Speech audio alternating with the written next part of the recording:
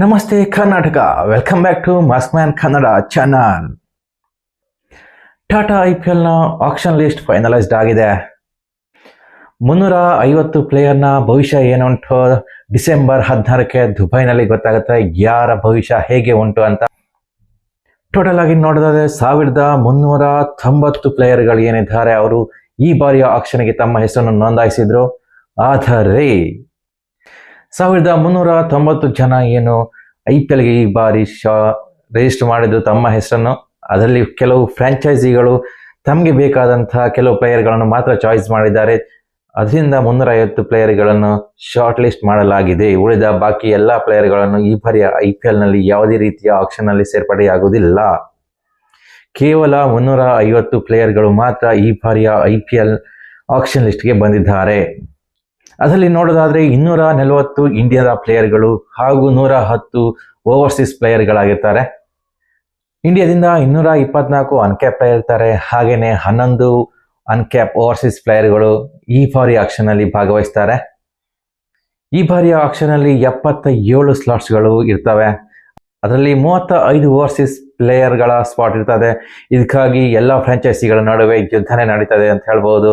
ತಮ್ಮಲ್ಲಿರೋ ಎಲ್ಲ ಪರ್ಸ್ಗಳನ್ನು ಈ ಬಾರಿ ತಮ್ಮ ಟೀಮ್ಗಳನ್ನು ಸ್ಟ್ರಾಂಗ್ ಮಾಡ್ಲಿಕ್ಕೋಸ್ಕರವಾಗಿ ಅವರು ಉಡಾಯಿಸಿದಂಥ ಗ್ಯಾರಂಟಿನೇ. ಇದರಿಂದ ಪ್ಲೇಯರ್ಗಳ ಆರ್ಥಿಕ ಜೀವನ ಉತ್ತಮವಾಗ್ತದೆ.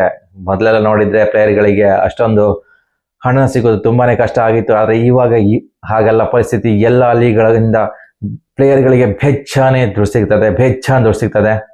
ಅದರಲ್ಲೂ IPLನಲ್ಲಿ ಸೆಲೆಕ್ಟ್ ಆದಂತಹ ಎಲ್ಲ ಪ್ಲೇಯರ್ಗಳಿಗೆ ಉತ್ತಮ ಬದುಕು ಕಟ್ಟಿಕೊಡ್ತದೆ IPL. ಒಂದು ಬಾರಿ IPLನಲ್ಲಿ ಅವರು ಸೇಲ್ ಆದ್ರು ಅಂದ್ರೆ ಅವರ ಲೈಫ್ ಸೆಟ್ ಆಯ್ತು ಅಂತ ಲೆಕ್ಕ. ಇನ್ನು ಕಂಪ್ಲೀಟ್ ಆಗಿ ನೋಡೋದಾದ್ರೆ ಎಷ್ಟೆಷ್ಟು ಪ್ಲೇಯರ್ಗಳು ಯಾವ ಲಿಸ್ಟ್ ನಲ್ಲಿ ಬರ್ತಾರೆ ಅಂತ ಹೇಳೋದಾದ್ರೆ, ಕ್ಯಾಪ್ಡ್ ಇಂಡಿಯನ್ ನಲ್ಲಿ 16 ಪ್ಲೇಯರ್ ಬರ್ತದೆ. ಕ್ಯಾಪ್ಡ್ ಓವರ್ಸೀಸ್ ನಲ್ಲಿ 96 ಪ್ಲೇಯರ್ಗಳು ಬರ್ತಾರೆ. ನೀವು ನೋಡ್ಬೇಕಿಲ್ಲಿ ಕ್ಯಾಪ್ಡ್ ಇಂಡಿಯನ್ ನಲ್ಲಿ ಕೇವಲ 16 ಪ್ಲೇಯರ್ ಇರ್ತಾರೆ. ಕ್ಯಾಪ್ಡ್ ಇಂಡಿಯನ್ ಅಂದ್ರೆ ಭಾರತಕ್ಕೆ ಆಡಿರುವ ಪ್ಲೇಯರ್ಗಳು, ಇಂಟರ್ನ್ಯಾಷನಲಿ ಭಾರತಕ್ಕೆ ಆಡಿರುವ ಪ್ಲೇಯರ್ಗಳಾಗಿರ್ತಾರೆ. ಅದು ಕೇವಲ 16 ಆಗಿರ್ತದೆ. ಯಾಕಂದ್ರೆ ನಿಮಗೆ ಗೊತ್ತಿರುತ್ತದೆ ಮೆಗಾ ಆಕ್ಷನ್ ಮುಂಚೆನೆ ನಡೆದಿರ್ತದೆ. ಸೊ ಅದರಿಂದ ಇಲ್ಲಿ ಕ್ಯಾಪ್ಡ್ ಪ್ಲೇಯರ್ ತುಂಬಾನೇ ಕಡಿಮೆ ಇರ್ತಾರೆ ಇಂಡಿಯಾದ್ದು. ಓವರ್ಸೀಸ್ ಕ್ಯಾಪ್ಡ್ ಪ್ಲೇಯರ್ ತುಂಬಾನೇ ಜಾಸ್ತಿ ಇದ್ದಾರೆ ಇಲ್ಲಿ. ಇನ್ನು ಅನ್ಕ್ಯಾಪ್ ಇಂಡಿಯನ್ ಪ್ಲೇಯರ್ ನಲ್ಲಿ 224 ಜನ ಇರ್ತಾರೆ. ಅದೇ ರೀತಿ ಅನ್ಕ್ಯಾಪ್ಡ್ ಓವರ್ಸೀಸ್ ಪ್ಲೇಯರ್ ನಲ್ಲಿ 14 ಜನ ಇರ್ತಾರೆ. ಟೋಟಲ್ ಆಗಿ ನೀವು ನೋಡೋದಾದ್ರೆ 350 ಆಗ್ತದೆ.